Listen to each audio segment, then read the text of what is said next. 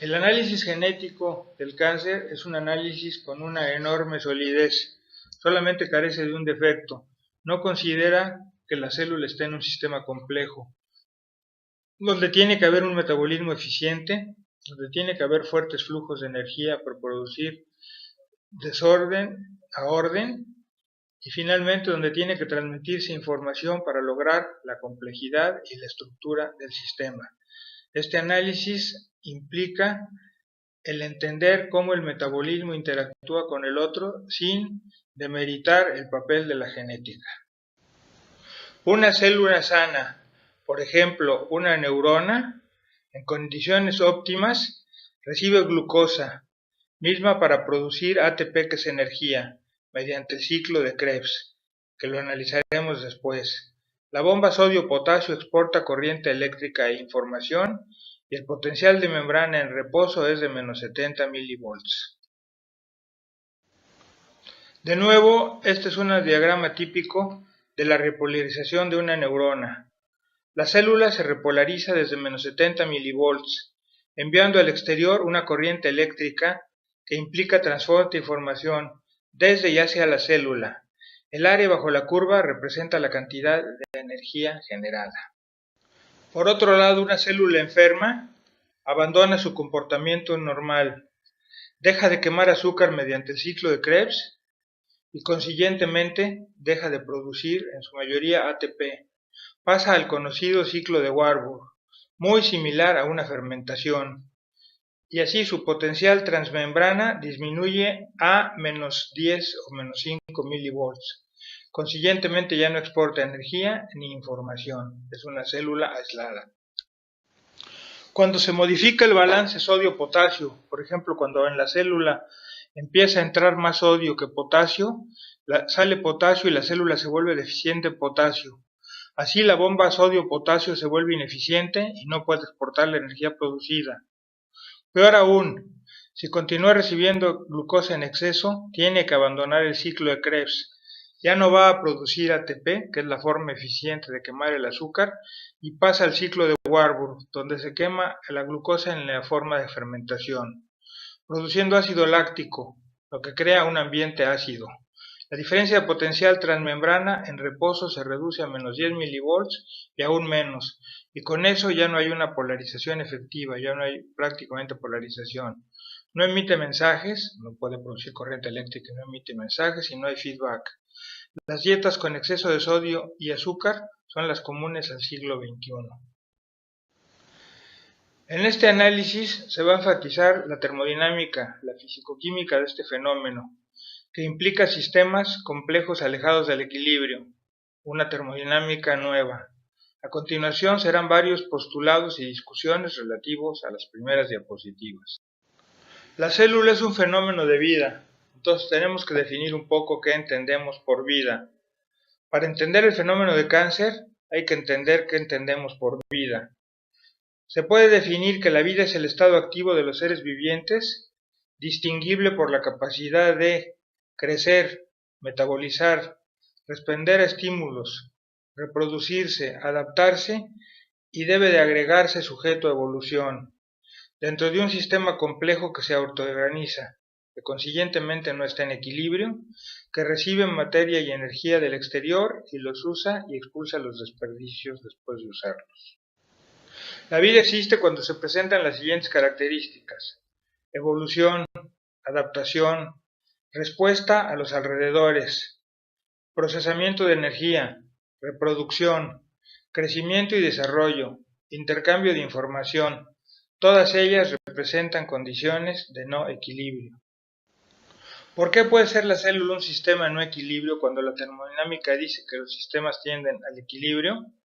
Porque es un sistema abierto, que recibe energía y materia de los alrededores y los transforma en energía libre, delta G, energía que se puede usar para trabajo, energía usable, y los transforma en orden y vida. Para producir este orden se necesitan flujos de información. Una vez usada esta energía y estos materiales, se expulsan como desperdicios. Insistiendo, la vida existe cuando se observan las siguientes características: evolución y adaptación, respuesta a los alrededores, procesamiento de energía, reproducción, crecimiento y desarrollo, intercambio de información, y todas representan condiciones de no equilibrio.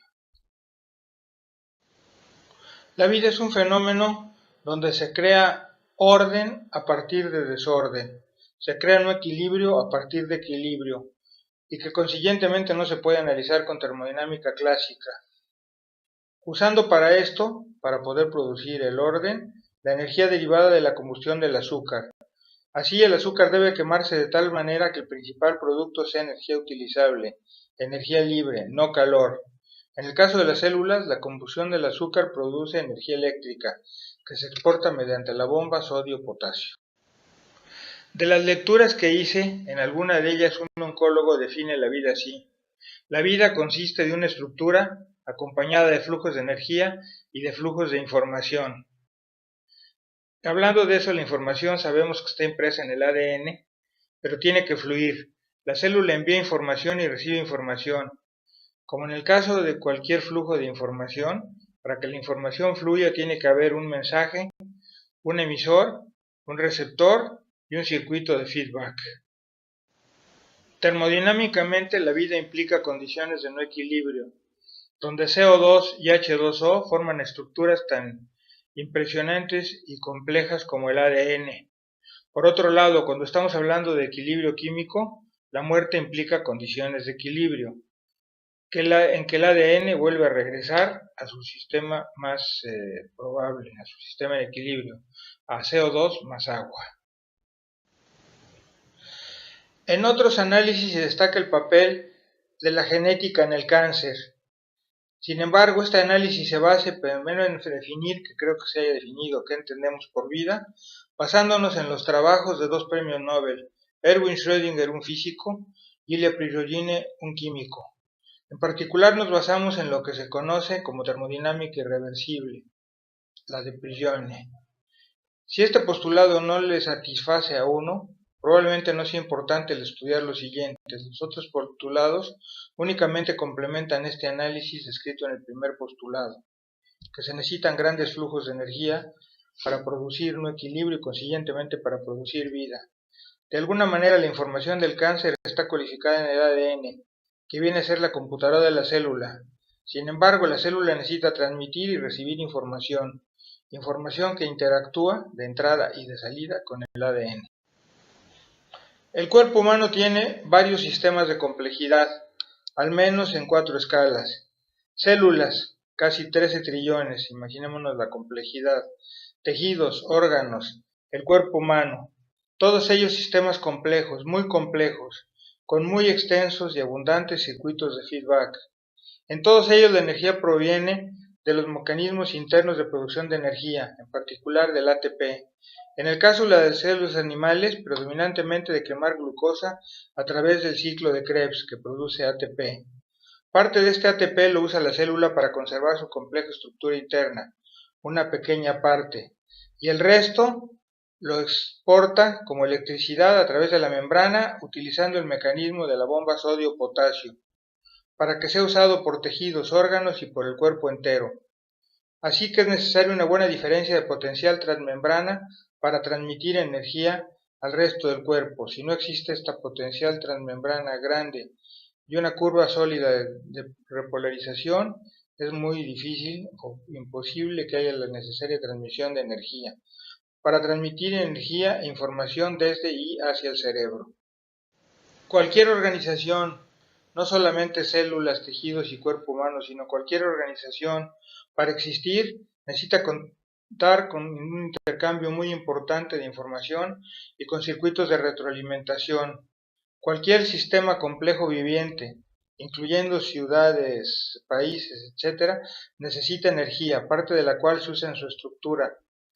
Las señales y mensajes entre células, tejidos, órganos y el cuerpo provienen de corrientes eléctricas y moléculas messenger, mensajeras, usando energía que proviene de los fenómenos de polarización de la célula. Hay varias formas de quemar el azúcar.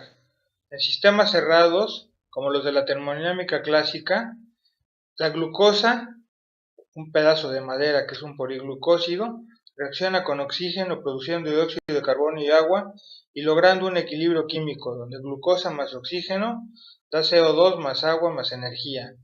Por ejemplo, al quemar madera se obtiene una muy alta temperatura. En la célula humana la combustión del azúcar se logra en una forma muy diferente, a una muy baja temperatura, la temperatura del cuerpo humano, usando otro mecanismo diferente.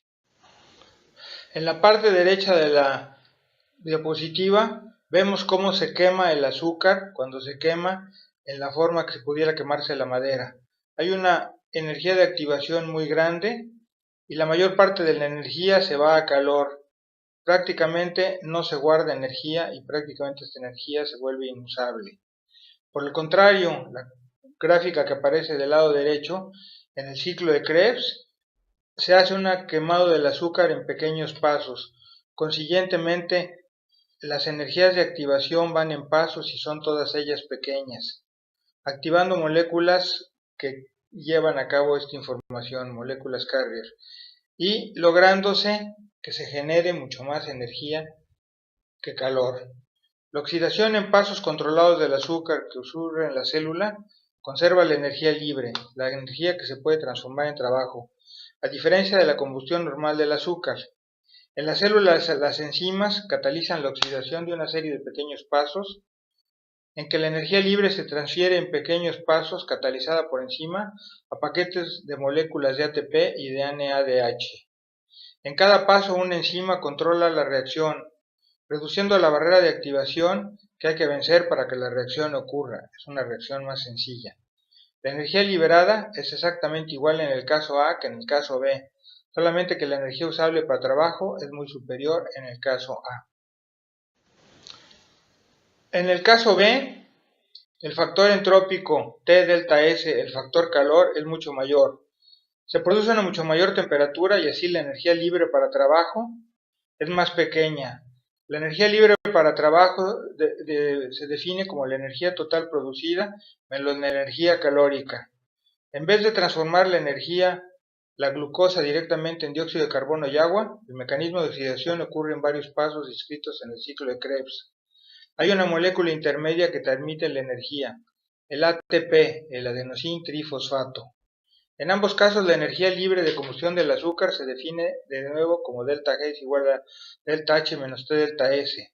Se ve que a mayor temperatura, menor energía libre disponible habrá, y se concluye que para inyectar una gran cantidad de energía libre a la célula, la combustión debe hacerse a la menor temperatura posible. En la fórmula de la energía libre, T delta S corresponde a calor no usable. Para que el sistema reciba un gran flujo de energía y se organice, se necesita que delta G sea lo mayor posible. Así el sistema puede trabajar en condiciones de no equilibrio y organizarse. Así se cumple con la condición de que para tener condiciones de no equilibrio y de organización, el azúcar se tiene que quemar vía el mecanismo ATP-ADP. Solo como ejemplo paralelo, si la gasolina se pudiera quemar en una forma similar, su eficiencia sería varios órdenes de magnitud mayor. Son los maravillosos hechos de la vida, de la célula, de la termodinámica de la célula. Una vez producida esa enorme energía libre dentro de la célula, esa energía la usa la célula en parte para reparar o para crecer y el resto lo tiene que exportar. La exportación está a cargo de la bomba sodio-potasio, que saca 3 iones de sodio y mete 2 iones de potasio, creando así un mecanismo de transporte iónico. Así se produce una diferencia de potencial transmembrana en reposo de menos 70 milivolts, aclarando que es de menos 70 en la célula sana. En la célula cancerosa esta diferencia de potencial baja a menos 10 milivolts.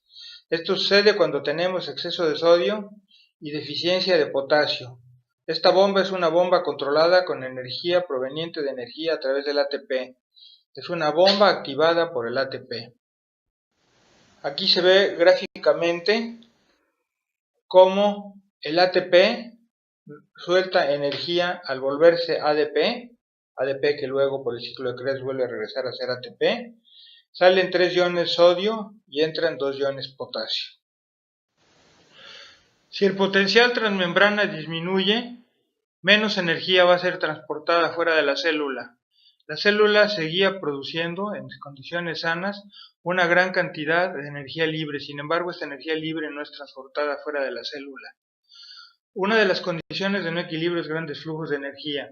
No solamente que hay una gran producción de energía, sino también que esta energía sea transportada fuera de la célula.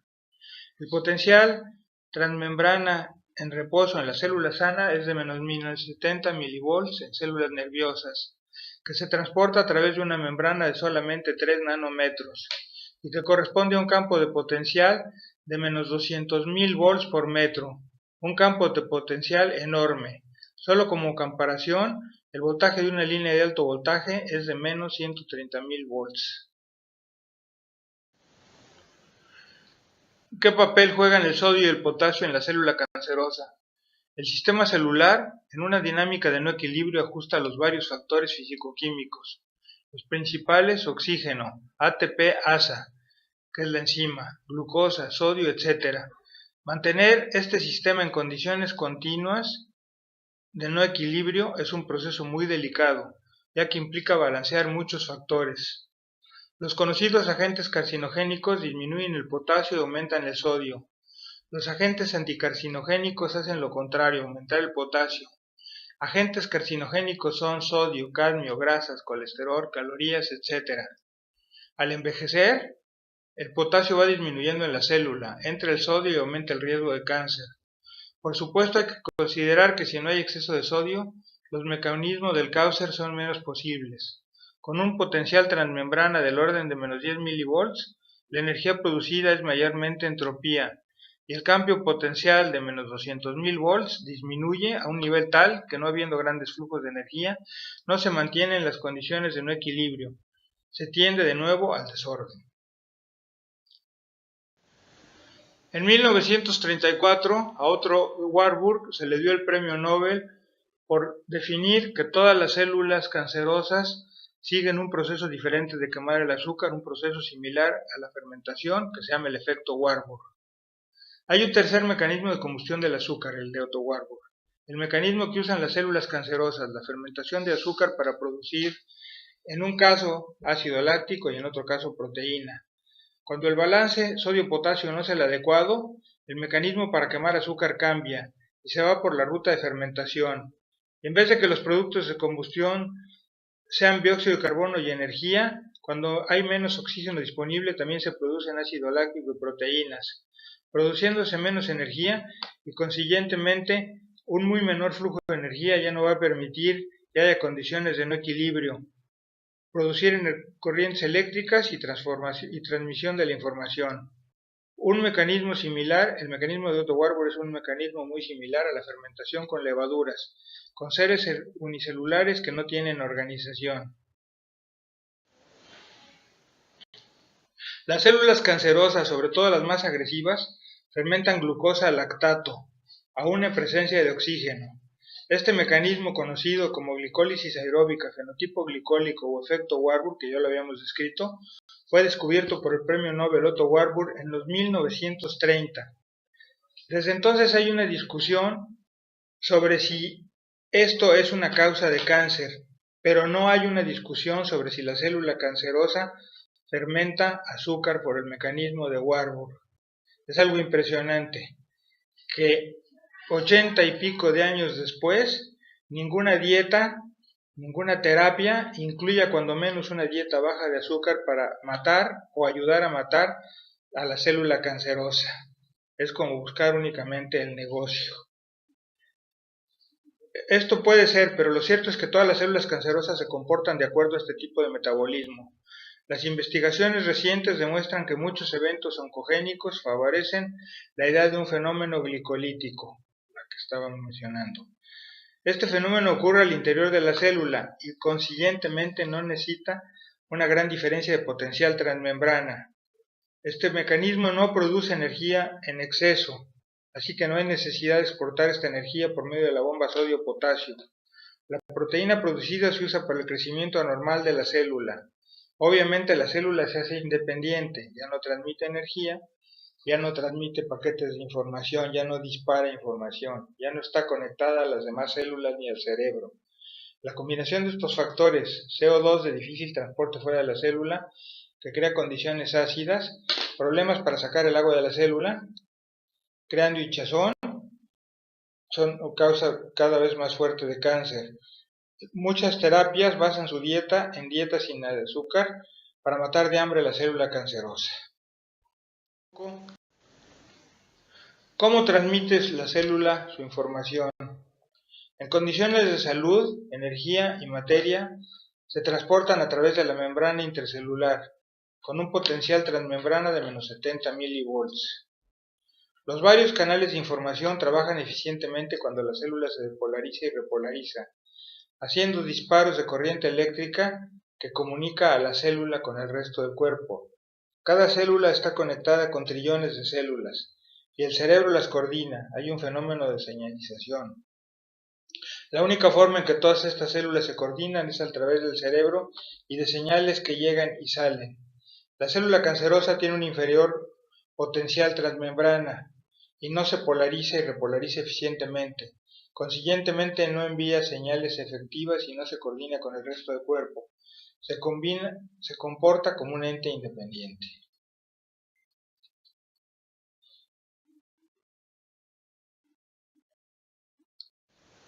En la diapositiva actual, en la figura, vemos cómo se hace la repolarización de la célula, cómo se habla en canales de sodio, cómo se habla en canales de potasio, cómo se cierran los diferentes canales.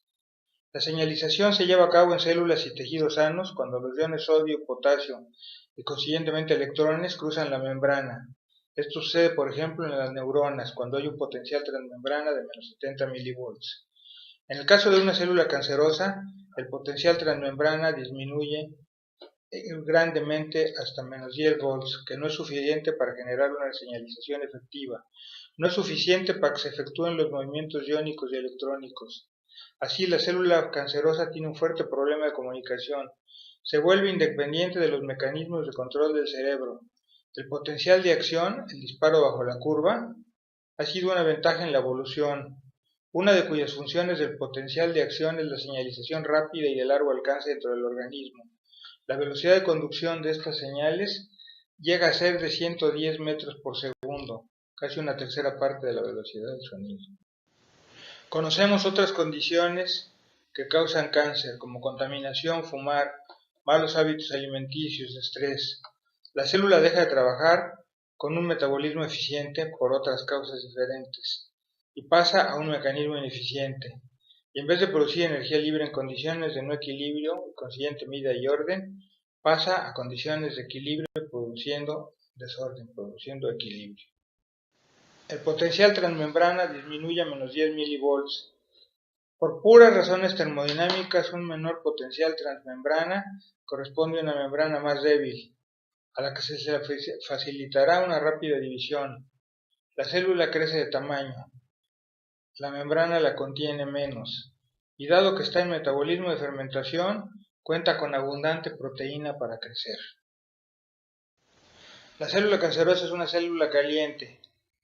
El mecanismo de Warburg produce menos energía y más calor que le cuesta trabajo ser transportado afuera. Más calor implica mayores temperaturas. Las células cancerosas son células calientes. Remember that in the common cell, mitochondria performs the energy-producing conditions, and mitochondria has its own DNA. It's a much smaller DNA, perhaps comprising 10 genes or similar. So, when the cell changes from burning to fermenting sugar, it somehow needs the permit of the cell. The cell has almost no capacity of sending or receiving information, so easily an isolated cell sets on some switches to produce a sick cell. DNA, observing in both cases negative conditions, informs the cell the need to have a different behavior. There are no feedback circuits to correct the erroneous behaviors or changes in the DNA.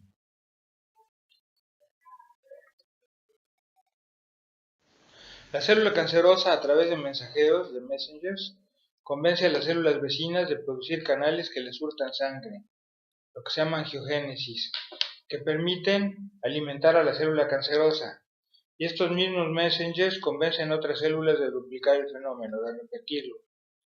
Si hay una célula en el cuerpo humano que tiene un metabolismo débil, seguramente muchas células del cuerpo humano también van a tener un metabolismo débil. Los mismos síntomas, alto sodio, bajo potasio, etc. Y probablemente también un metabolismo débil. Igual, una polaridad débil en la célula causa poca adhesión entre las células. La célula trata de escapar.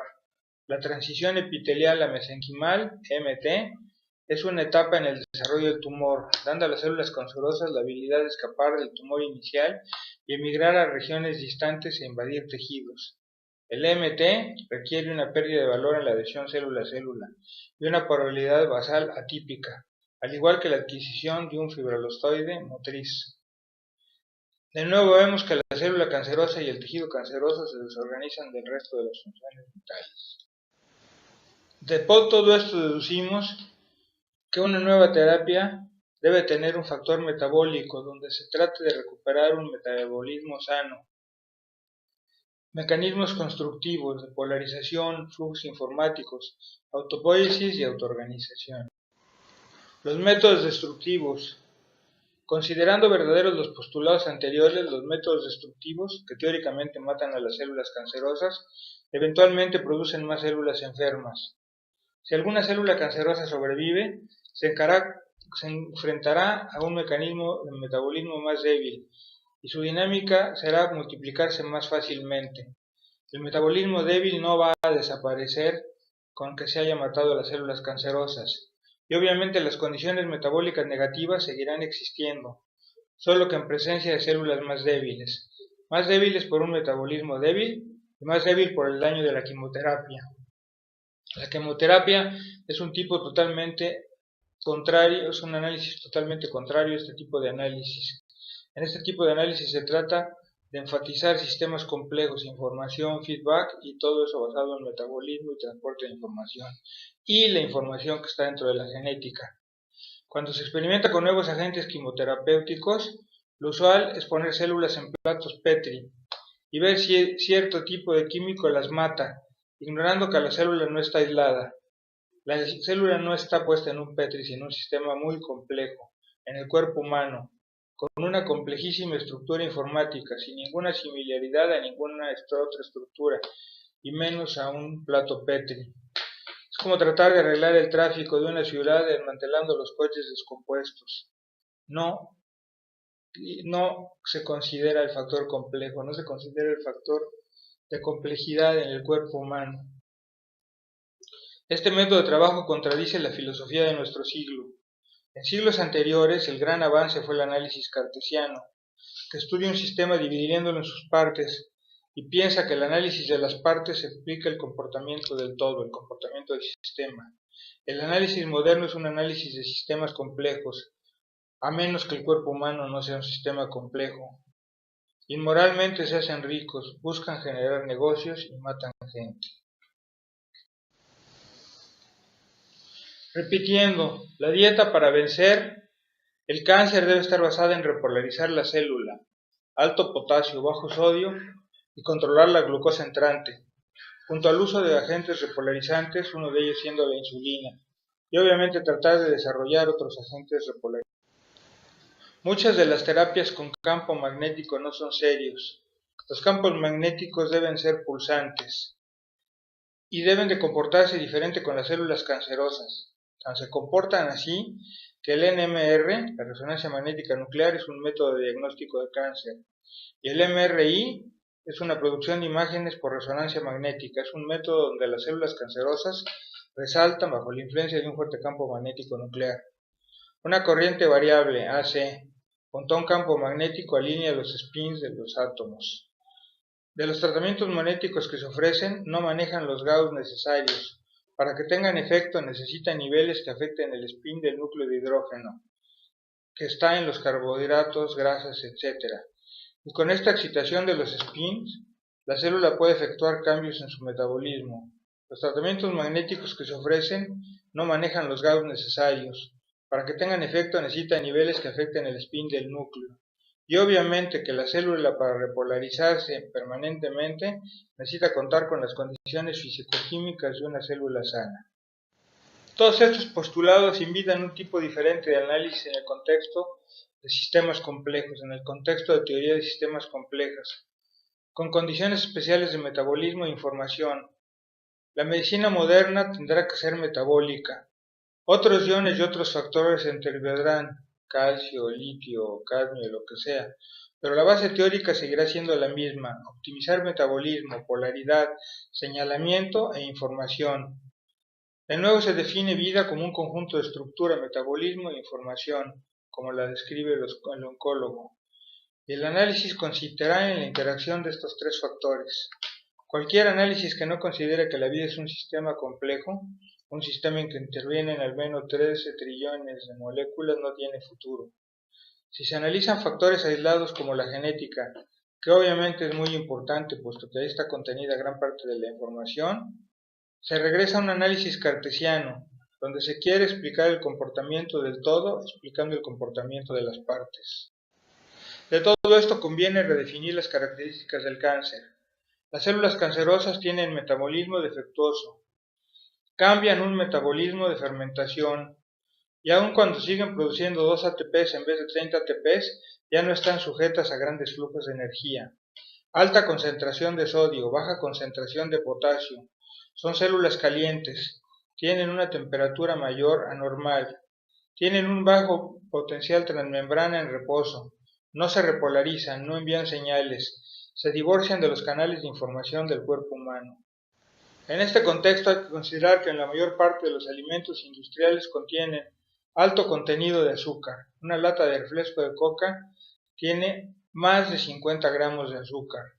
El consumo diario de bebidas embotelladas en México y en Estados Unidos es de más de medio litro por día, usando también sodio en los preservativos, que fácilmente pudieran sustituirse por glutamato de potasio. 10 cucharaditas de azúcar, cerca de 50 gramos.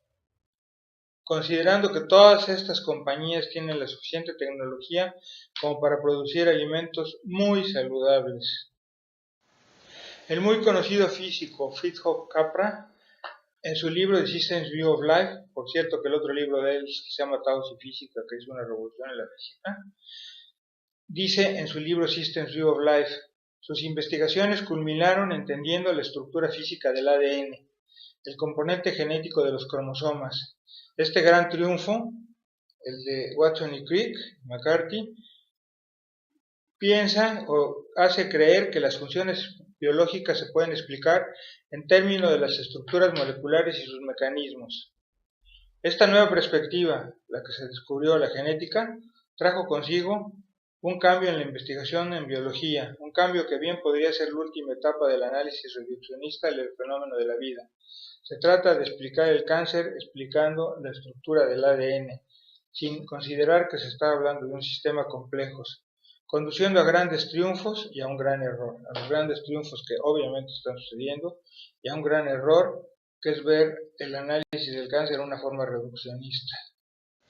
Otras terapias no son de despreciarse, son algo exitosas.